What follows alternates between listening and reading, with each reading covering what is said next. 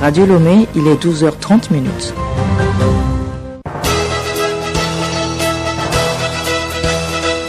Le journal Geneviève Bognon.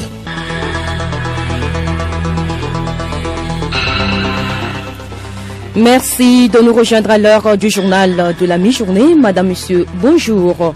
Sortie de 3 pays de l'AES, la CEDEAO dit maintenir porte ouverte et main tendue malgré la création de leur confédération. C'est l'une des décisions du sommet tenu hier à Abuja au Nigeria. Nous l'utilisons souvent des produits capillaires comme les shampoings, les masques, les lissants pour nos corps et cheveux. L'utilisation de ces produits a-t-elle des risques sur la santé? Réponse à suivre dans un instant. En France, Gabriel Attal a été reconduit à Matignon pour le moment afin d'assurer la stabilité du pays. C'est au lendemain du second tour des élections législatives marquées par la victoire de la gauche. Et puis au Kenya, le procès pour terrorisme du pasteur Paul Mackenzie et ses 94 co-accusés s'ouvre ce lundi à Mombasa. 429 corps ont été découverts dans la forêt de Shakahola à la suite du prêche du pasteur Mackenzie qui a demandé à ses fidèles de jeûner en extrême pour rencontrer Jésus-Christ.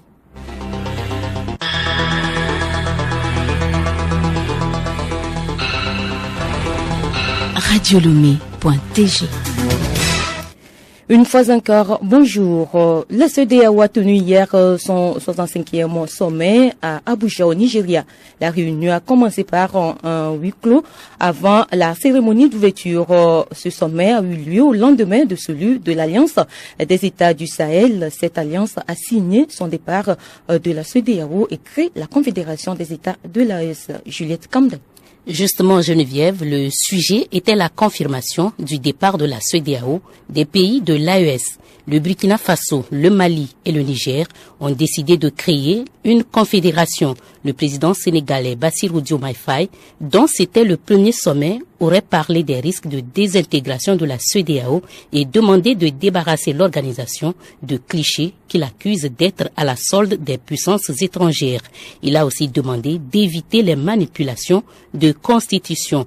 En tout cas, la CEDEAO laisse la porte ouverte et maintient la main tendue. Il a aussi été demandé au président sénégalais de conduire une nouvelle médiation auprès des dirigeants de ces 3 pays afin de les persuader de revenir. Le chef de l'État nigérian, Bola Tinubu, a été reconduit à la tête de l'organisation. Le sommet s'est déroulé sans les présidents ivoiriens Alassane Ouattara, togolais Faure Gnassingbé et béninois Patrice Talon. Ces 3 présidents se sont fait représenter. Et nous restons toujours à l'international. Le procès pour le terrorisme du pasteur Paul Mackenzie et ses 94 co-accusés démarre au Kenya ce lundi à Mombasa. C'est loin des volets dans l'affaire du massacre de Shakahola. En mars 2024, des charniers avaient été découverts dans cette forêt située près de Kilifi sur la côte Edmond Sogba. Un marathon, c'est ainsi que Lee Jumon, la juge principale de cette affaire, a décrit le programme de la semaine. Des dizaines de témoins vont être attendus jusqu'à jeudi. C'est une des plus importantes affaires que la justice kenyane a eu à gérer depuis son indépendance. En un an, les enquêteurs ont découvert 429 corps dans la forêt de Shakahola et les fouilles se poursuivent. Les victimes qui y reposaient sont mortes de faim. Elles étaient adeptes de l'Église internationale de la bonne nouvelle du pasteur Mackenzie qui prêchait un jeûne extrême pour rencontrer Jésus. Vu l'ampleur de l'affaire, la justice kenyane a décidé de la diviser en plusieurs procès repartis sur 3 tribunaux différents. Ce lundi, c'est donc celui de terrorisme qui démarre dans la cour de Shanzu à Mombasa. Paul Mackenzie et ses 94 complices répondent de 13 chefs d'accusation, dont radicalisation, activité criminelle et facilitation d'un acte de terrorisme. La juge Lee Jumon a fait part de sa détermination à faire avancer l'affaire sans délai. 4 journées d'audition supplémentaires sont déjà prévues du 22 au 25 juillet. Et les experts onusiens mandatés par le Conseil de sécurité des Nations Unies ont rendu public leur rapport sur la situation en République démocratique du Congo, un état des lieux sur le niveau de violence auquel est confronté le pays et notamment les provinces de l'Est. L'une des révélations de ce rapport est le rôle que l'Ouganda voisin joue dans le conflit qui oppose les forces loyalistes de RDC au groupe armé M23 soutenu par le Rwanda. Depuis 2 ans maintenant, chaque rapport publié par les experts des Nations Unies montrait, preuve à l'appui, la montée en puissance du soutien du Rwanda à la rébellion du M23 qui sévit actuellement dans la province du Nord Kivu. Cette fois-ci, un autre acteur régional est pointé du doigt, l'Ouganda.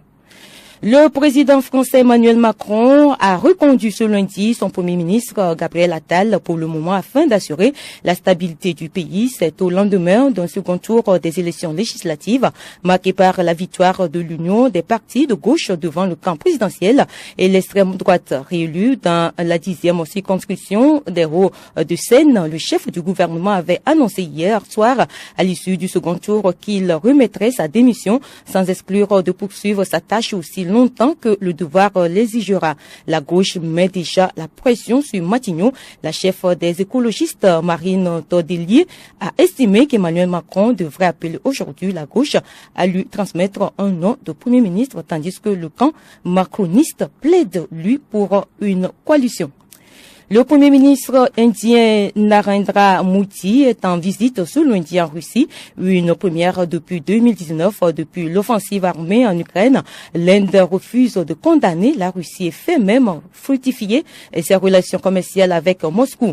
L'Inde cultive dans le même temps une position d'équilibriste avec le bloc occidental, important partenaire. C'est d'abord le commerce qui est à l'agenda de cette visite de 2 jours. L'Inde assume de ne pas pénaliser son économie ni sa relation historique avec la Russie, un important fournisseur d'armes pour une guerre qui ne la concerne pas. Retour à Lomé pour dire que la capitale togolaise a accueilli la semaine dernière le 23e forum pharmaceutique international. Rendez-vous des experts du médicament, occasion de savoir davantage sur la profession de pharmacien. Qui est-il? Quelle est sa mission dans la communauté? Rendez-vous en fin d'édition.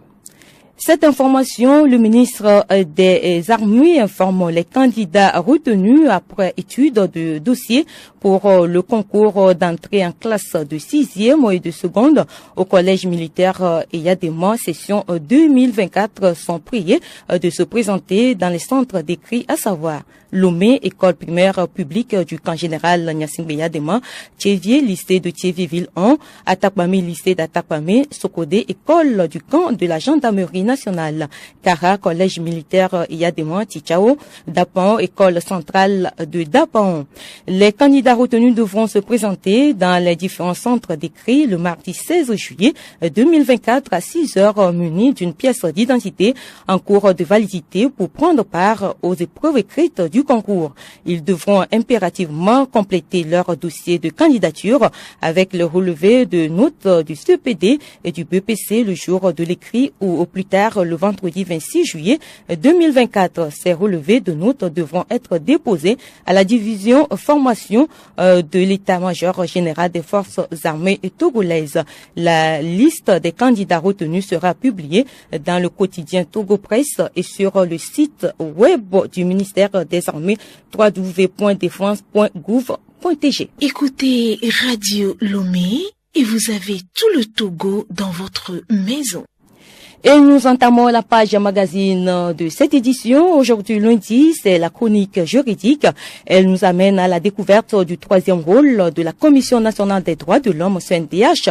À part ses missions de promotion et de protection des droits de l'homme et de prévention de la torture ou autres formes de traitement cruel, inhumain ou dégradant, la CNDH s'occupe aussi de la protection des défenseurs des droits de l'homme. Qu'implique cette protection des défenseurs des droits de l'homme? Réponse avec Maître Sanvé Orini Kouaou, président de la CNDH. La thématique des droits de l'homme est une thématique très sensible qui évolue. Donc ceux qui portent cette lutte sont souvent exposés. C'est comme vous vous occupez des gens. Mais quand vous avez des difficultés là, qui s'occupe de vous? Il n'y a personne souvent. Donc on a dit, mais eux aussi, cette mission que ces hommes et femmes portent est délicate. Vous pouvez être attaqué, vous pouvez être frappé. Par exemple, celui qui est dans un village et qui s'oppose à ce qu'un groupe international vienne prendre 10 hectares pour construire une usine, il est tout seul, les mains nues, pour affronter cette grosse compagnie internationale. Il peut lui arriver du mal. Donc, sur ce plan-là, il faut faire en sorte que les personnes qui portent cette thématique soient protégées.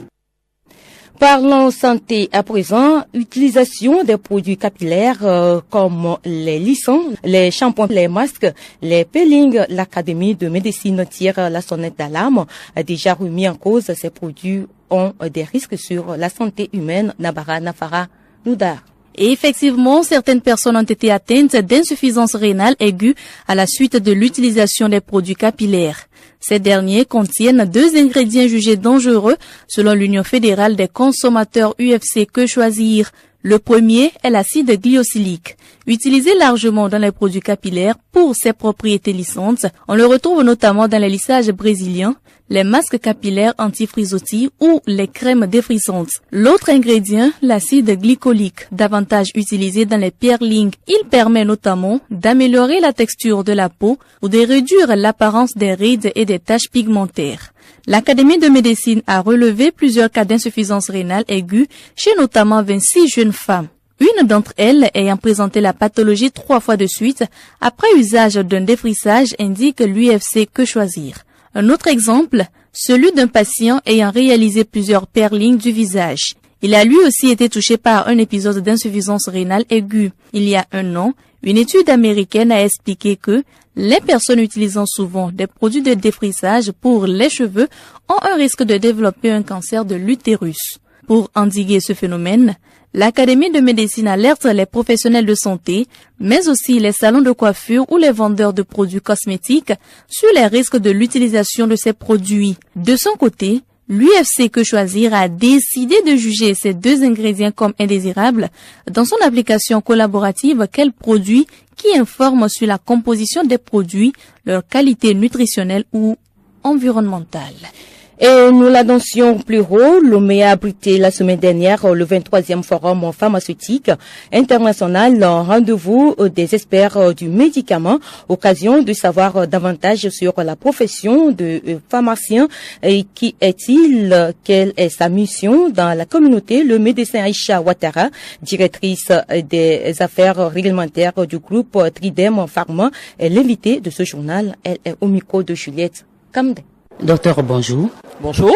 Qui appelle-t-on pharmacien? J'ai envie de préciser, qui peut-on appeler docteur en pharmacie? Voilà, le pharmacien, c'est quelqu'un qui a eu un cursus universitaire d'un parcours de 6 à 8 ans selon les législations des différents pays, sanctionné par un diplôme de doctorat. Il peut être appelé pharmacien parce que c'est un docteur en pharmacie. Quel rôle joue le pharmacien dans la société? Son rôle premier dans la société, d'abord c'est un professionnel de santé, mais de façon globale, sa mission dans la société, c'est vraiment contribuer à l'amélioration de l'état de santé des populations. Ça, c'est vraiment sa mission de base, sa mission en tout temps, en tout lieu. Cette contribution à l'amélioration de la santé de la population passe par quoi précisément? Précisément, l'exercice de la pharmacie est multidisciplinaire. Très globalement, vous avez ce que nous on appelle le pharmacien d'officine. C'est ce que vous voyez un peu partout en ville. Le patient arrive avec son ordonnance à la pharmacie. Quand il y a les vendeurs en pharmacie et tout, mais tu as le pharmacien responsable de cette officine-là, qui est le détenteur de la pharmacie, auprès de qui vous allez vous faire délivrer vos prescriptions. Le pharmacien qu'on appelle grossiste répartiteur, c'est un peu ce pharmacien-là qui se charge de distribuer les boîtes des médicaments au travers des différentes officines qu'on peut trouver par exemple dans un pays. Mais pour que cette boîte de médicaments-là arrive déjà jusqu'à ce pharmacien grossiste répartiteur pour qu'il la distribue, tu as le pharmacien industriel qui doit mettre tout en œuvre justement pour la fabrication. Décrit comme ça globalement pour parler juste de ce qui est le médicament. Mais à côté de ça, il y a une multitude d'activités. Tu as tout ce qui se fait déjà en termes de recherche, de développement pour arriver même déjà à cette fabrication-là. Il y a tout ce qui est surveillance du marché une fois qu'on a mis le produit sur le marché, qu'on appelle la pharmacovigilance.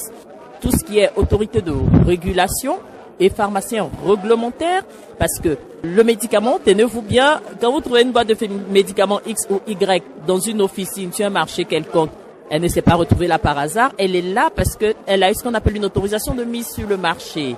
D'accord, qui sera un peu ce que je qualifierais de visa. C'est-à-dire aujourd'hui, je veux quitter le Togo, je vais aller en France, je vais faire un certain nombre de démarches, déposer un certain nombre de dossiers auprès d'une ambassade française qui va m'octroyer ce visa-là pour que je sois autorisé à entrer sur le territoire français, par exemple. Voilà, c'est la même chose pour une boîte de médicaments. Il faudrait qu'elle ait son visa pour être commercialisée sur un territoire. Donc, toutes les étapes de préparation de ce dossier-là pharmaceutique, toute la documentation administrative qui prouve qu'effectivement, le produit est fabriqué par des établissements pharmaceutiques autorisés. Le produit est effectivement un produit qui est contrôlé. Ça s'appelle les affaires pharmaceutiques globalement parce que c'est immense tout ce qui se passe derrière. Mais dans les affaires pharmaceutiques, il y a un peu de ce qui est activité réglementaire qui concerne un peu les autorisations de mise sur le marché d'un médicament. Merci, docteur. Les sports, pour refermer cette édition, le championnat national de la D1 Lonato s'est achevé hier. Il y a eu des difficultés, mais aussi des succès. Que faire pour améliorer la D1 Lonato pour la saison prochaine, suivant ce micro-trottoir? Concernant le football togolais, ils n'ont qu'à développer les interclasses, mettre l'argent dans le football, construire des terrains et des terrains modernes, construire les écoles de foot et après ça, motiver les élèves ou bien les étudiants à s'intéresser au football. Oui, pour les motiver aussi, on a prévu certaines personnes pour aller jouer. Maintenant, c'est comme si peut-être le sélectionneur a été touché par peut-être une autre autorité qui veut que l'un de ses enfants joue. Vous voyez ça aussi. Et il y a aussi ça. Et c'est ce qu'on dit souvent dans notre jargon qu'au Dalona, mais qui doit jouer à la place qu'il faut. Ils peuvent revoir leur manière de jouer et revoir un peu la formation technique, et revoir un peu ce qui ne va pas pour être plus performant. C'est ce que j'ai à leur dire. Okay. Ils doivent d'abord s'y connaître mentalement. Ils doivent s'encourager, savoir qu'ils sont partis pour conquérir quelque chose, revenir avec la victoire au Togo. Et puis, tout juste après moi, vous suivrez le journal magazine des sports qui vous sera présenté par Alou Noyoué. Voici les titres de ce magazine. Le dernier chapitre du championnat de la D1 Lonato s'est joué hier dimanche. Les deux premiers, ASCO et ASCK, tiennent leur rang. Ils joueront une fois encore les coupes continentales, la vie des citoyens à découvrir dans ce magazine. À la recherche d'un sélectionneur pour les éperviers du Togo, la Fédération togolaise de football porterait son choix sur un entraîneur local. Et puis, lentement mais sûrement, l'Euro 2024 arrive à terme. C'est déjà l'étape des demi-finales. Le tableau à suivre dans un instant.